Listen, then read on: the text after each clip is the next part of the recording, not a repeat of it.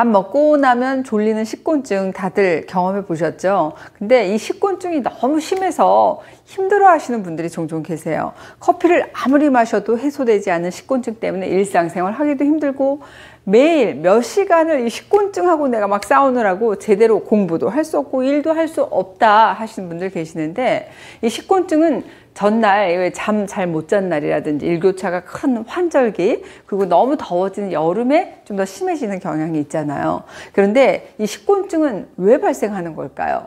주변에 보면 음식을 급하게 빨리 드시는 분이라든지 과식한 날 식곤증이 많이 발생하는 걸 볼 수 있는데, 식사를 너무 급하게 먹거나 많이 먹게 되면 많은 양의 혈액이 소화를 위해서 위장으로 몰리게 되고 또 뇌로 가는 혈류량이 적어질 수밖에 없겠죠.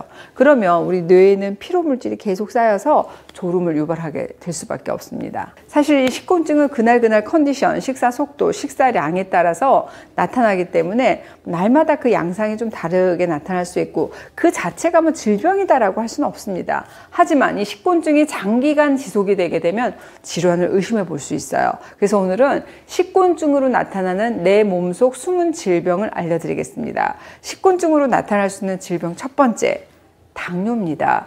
우리나라 30세 이상 성인 7명 중에 1명이 2형 당뇨병일 정도로 흔한 질병이지만 숨은 환자가 많은 질병이기도 해요. 당뇨를 초기에 확인하기가 어렵기 때문입니다. 특히 건강검진을 했을 때 정상인 혈당을 확인했는데도 이 숨은 당뇨를 키우는 경우가 많습니다. 바로 혈당 스파이크 때문입니다. 혈당 스파이크는 제가 영상에서 여러 번 소개해 드린 적이 있는데요. 우리가 건강검진에서 확인하는 공복 혈당은 정상인데 식사 후에 혈당이 급상승해 가지고 마치 혈당의 변화 그래프를 보면 그래프가 이렇게 뾰족한 모처럼 생겼다고 해서 혈당 스파이크다라는 이름이 붙었습니다. 그야말로 혈당이 식사 전후로 하루에도 몇 번씩 너를 뛴다고 표현할 수 있겠는데요. 이런 혈당 스파이크는 우리 몸에서 혈당 조절이 제대로 되지 않고 있다는 당뇨의 신호라고 할 수 있습니다. 조심해야 될 점은 이 혈당 스파이크가 당뇨뿐만 아니라 혈관 질환도 유발할 수 있다는 점입니다. 혈당 스파이크로 혈당이 높게 올라갔다가 다시 낮게 내려가는 이런 과정이 계속 반복이 되잖아요. 그러면 우리 체내 내피세포에 자극을 주기 때문에 출혈, 또 혈관 염증, 동맥 경화성 변화가 유발될 수 있습니다. 이로 인해서 당뇨 합병증도 좀 더 빠르게 진행될 수 있기 때문에 특히 주의가 필요하다고 할 수 있어요.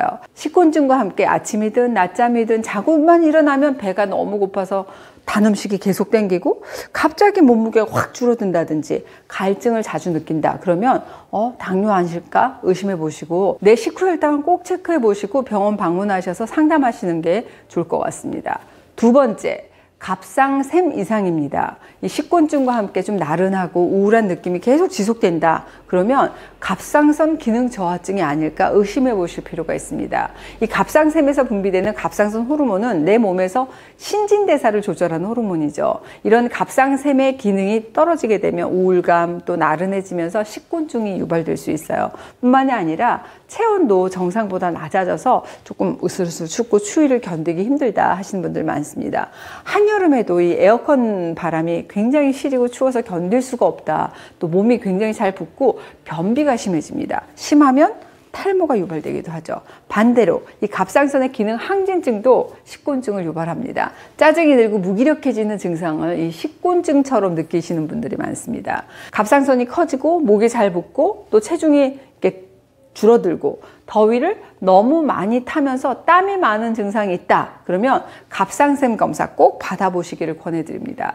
세 번째는 간 관련 질환입니다. 지방간이 너무 심하다든지 간염이 생겨서 간 수치 중에서 GOT, GPT 수치가 너무 높게 되잖아요. 그럼 피로감을 쉽게 느끼게 됩니다. 특히 과식을 한다든지 급하게 식사를 하게 되면 피로감이 점점 더 가중이 돼서 식곤증이 심해질 수 있어요. 나는 술이나 고기 안 먹으니까 난 지방간 걱정 없어 하시는 분들도 긴장을 놓치시면 안 됩니다.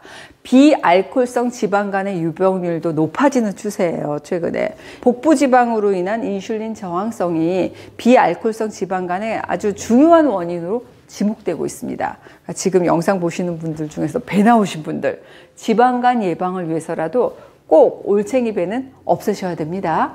식곤증과 함께 만성적으로 피로감이 심하신 분, 오른쪽 윗배에 불편한 감이 있다든지 통증이 있다 그러면 나 간 체크 한번 해보시고 적극적인 치료를 받으시기를 권해드립니다.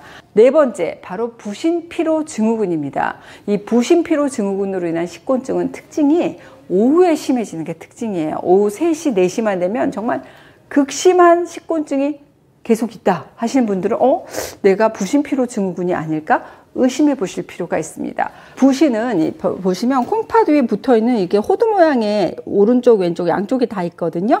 호르몬 일종의 분비 기관이라고 할 수 있습니다. 호두만한 크기라고 할 수 있어요.